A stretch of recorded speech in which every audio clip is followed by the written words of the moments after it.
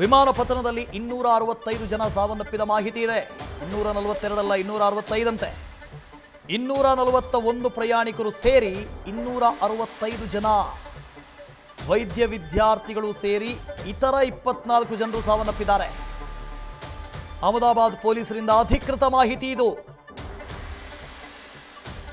Civil ಆಸ್ಪತ್ರೆಯಲ್ಲಿ 265 ಮಂದಿಯ ಮೃತದೇಹ ಇದೆ. ಅಹಮದಾಬಾದ್ ಪೊಲೀಸ್ ಆಯುಕ್ತರು ಮಾಹಿತಿ ಕೊಟ್ಟಿದ್ದಾರೆ. ಇದು ಅಧಿಕೃತ ಮಾಹಿತಿ. 241 ಅಂತ ಹೇಳ್ತಾ ಇದ್ವಿ, 265 ಅಂತೆ ಸಾವಿನ ಸಂಖ್ಯೆ. 241 ಯಾರು? ವಿಮಾನದಲ್ಲಿ ಇದ್ದಂಥವರು. ಇನ್ನು ಈ ವಿಮಾನ ಹೋಗಿ ಅಪ್ಪಳಿಸಿದ್ದೆಲ್ಲಿಗೆ? Built out ಏರಿಯಾಗಳಿಗೆ. ಅಲ್ಲಿ ಹಾಸ್ಟೆಲ್ ಇತ್ತು, ಅಲ್ಲಿ ಜನವಸತಿ ಇತ್ತು, ಜನರು ಓಡಾಡ್ತಾ ಇದ್ರು. ಅಲ್ಲಿಗೆ ಹೋಗಿ ಬಿದ್ದಿದೆ. ಬಿದ್ದಿದ್ದು ಮಾತ್ರನಾ, ವಿಸ್ಫೋಟ ಆಗಿದೆ. ಭಾರಿ ಪ್ರಮಾಣದಲ್ಲಿ ಸ್ಫೋಟ ಆಗಿದೆ. ಒಟ್ಟು ಅಲ್ಲಿ ಹಾಸ್ಟೆಲ್ನಲ್ಲಿದ್ದಂಥ 24 ಜನ ಸಾವನ್ನಪ್ಪಿದ್ದಾರೆ. 241 ಪ್ಲಸ್ 24 265 ಜನ ಸಾವನ್ನಪ್ಪಿದ್ದಾರೆ ಅನ್ನೋ ಮಾಹಿತಿ ಲಭ್ಯ ಆಗಿದೆ. ಒಟ್ಟು ಸಾವನ್ನಪ್ಪಿದವರ ಸಂಖ್ಯೆ 265. ಅದರಲ್ಲಿ ವಿಮಾನದಲ್ಲಿದ್ದಂಥವರು 241. ಇನ್ನು ಹಾಸ್ಟೆಲ್ನಲ್ಲಿದ್ದಂಥವರು 24 ವಿದ್ಯಾರ್ಥಿಗಳು. ಒಟ್ಟು ಸೇರಿ 265 ಜನ ಸಾವನ್ನಪ್ಪಿದ್ದಾರೆ ಅಂತ ಅಧಿಕೃತವಾದ ಮಾಹಿತಿ. ಹಿಂದೆ ಮಂಗಳೂರಿನಲ್ಲಿ ವಿಮಾನ ಪತನ ಆಗಿತ್ತು. ಲ್ಯಾಂಡಿಂಗ್ನ ಸಂದರ್ಭದಲ್ಲಿ ಕ್ರ್ಯಾಶ್ ಲ್ಯಾಂಡ್ ಆಗಿತ್ತು.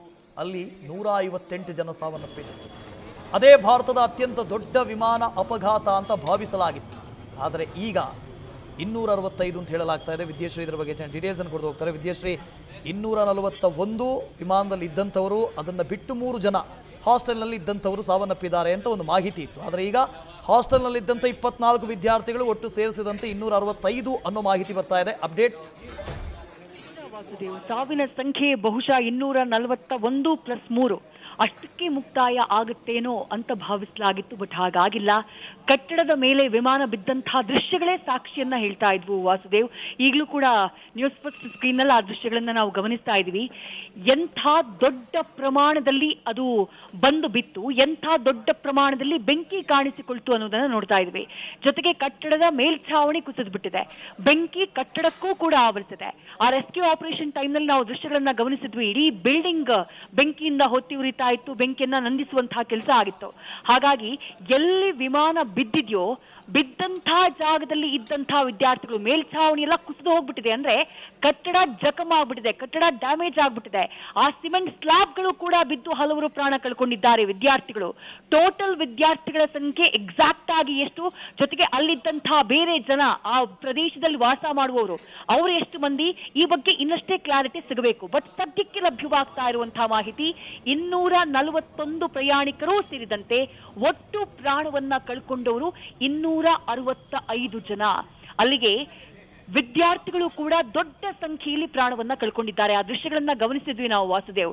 ಹಾಸ್ಟೆಲ್ನ ಒಳಭಾಗದಲ್ಲಿ ಮಧ್ಯಾಹ್ನ ಊಟದ ಸಮಯ, ಊಟದ ತಟ್ಟೆ ಟೇಬಲ್ ಮೇಲಿದೆ, ಕೂತು ಊಟ ಮಾಡ್ತಾ ಇದ್ದು ಅವರಿಗೆ ಆಗಸದಿಂದ ಏಕಾಏಕಿ ಬಂದಪ್ಪಳಿಸಿದಂತಹ ಆ ಒಂದು ವಿಮಾನ ಅಥವಾ ಮೇಲ್ಛಾವಣಿ ತಮ್ಮ ಮೇಲ್ ಬೀಳ್ತಾ ಇದ್ದ ಹಾಗೆ ಸಣ್ಣ ಸುಳಿವು ಕೂಡ ಇರಲಿಲ್ಲ, ತಪ್ಪಿಸಿಕೊಳ್ಳುವುದಕ್ಕೆ ಅವಕಾಶನೇ ಇರಲಿಲ್ಲ.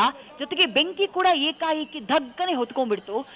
ಆ ಘಟನೆಯಲ್ಲಿ ಟೋಟಲ್ ಆಗಿ 265 ಜನ ಪ್ಯಾಸೆಂಜರ್ಸ್ ಸೇರಿದಂತೆ ವಿದ್ಯಾರ್ಥಿಗಳು ಸೇರಿದಂತೆ. ಇದನ್ನ ಕನ್ಫರ್ಮ್ ಮಾಡಿರೋದು ಅಹಮದಾಬಾದ್ನ ಡಿಸಿಪಿಯೇ ಕನ್ಫರ್ಮ್ ಮಾಡಿದ್ದಾರೆ. ಆ ಸಿವಿಲ್ ಹಾಸ್ಪಿಟಲ್ ಏನಿದೆ, ಏನ್ ದೃಶ್ಯಗಳನ್ನ ನಾವು ಗಮನಿಸ್ತಾ ಇದ್ದೀವಿ, ಆ ಸಿವಿಲ್ ಹಾಸ್ಪಿಟಲ್ಗೆ ಒಟ್ಟು 265 ಜನರ ಮೃತದೇಹವನ್ನ ತೆಗೆದುಕೊಂಡು ಬರಲಾಗಿದೆ ಅಂತ ಹೇಳಿ ಕನ್ಫರ್ಮ್ ಮಾಡಿದ್ದಾರೆ. 265 ಮೃತದೇಹಗಳನ್ನ ಸಿವಿಲ್ ಆಸ್ಪತ್ರೆಗೆ ತೆಗೆದುಕೊಂಡು ಬರಲಾಗಿದೆ ಅಂತ ಹೇಳಿ. ಅಲ್ಲಿಗೆ ಸಾವನ್ನಪ್ಪಿದವರ ಸಂಖ್ಯೆ 265 ಅನ್ನೋದು ಕನ್ಫರ್ಮ್ ಆಗಿದೆ. ನೀವು ಹೇಳಿದ ಹಾಗೆ ಬಹಳ ದೊಡ್ಡ ದುರಂತ, ಭಾರತದ ಇತಿಹಾಸದಲ್ಲೇ ಕಂಡು ಕೇಳಿರಿದಂತಹ ವಿಮಾನ ದುರಂತವಾಗಿ ಅಹಮದಾಬಾದ್ನ ವಿಮಾನ ದುರಂತ ಉಳ್ಕೊಂಡ್ಬಿಡ್ತು ವಾಸುದೇವ್. ವಿದೇಶ ಆಗಲೇ ಹೇಳ್ತಾ ಇದೆ, ಗುಜರಾತ್ನಲ್ಲಿ ಎಂತೆಂಥ ದುರಂತಗಳನ್ನು ಕಂಡ್ವಿ ಅಂತ. ಒಮ್ಮೆ ಭೂಕಂಪ ಆಗಿತ್ತು, 250ಕ್ಕಿಂತಲೂ ಹೆಚ್ಚಿನ ಜನ ಸಾವನ್ನಪ್ಪಿದ್ರು. ಗೋಧ್ರಾದಲ್ಲಿ ದುರಂತ ಆಯಿತು. ಇವಾಗ ನೋಡಿದ್ರೆ ಈ ದುರಂತ. ಥ್ಯಾಂಕ್ ಯು ವಿದೇಶಿ ಮಾಹಿತಿಗಾಗಿ. ಒಟ್ಟು 265 ಜನ ಸಾವನ್ನಪ್ಪಿದ್ದಾರೆ ಅನ್ನೋ ಮಾಹಿತಿ ಲಭ್ಯವಾಗ್ತಾ ಇದೆ. ನ್ಯೂಸ್ ಫಸ್ಟ್ ನಿರ್ಭೀತಿಯಿಂದ ನಿಮ್ಮ ಪರವಾಗಿ.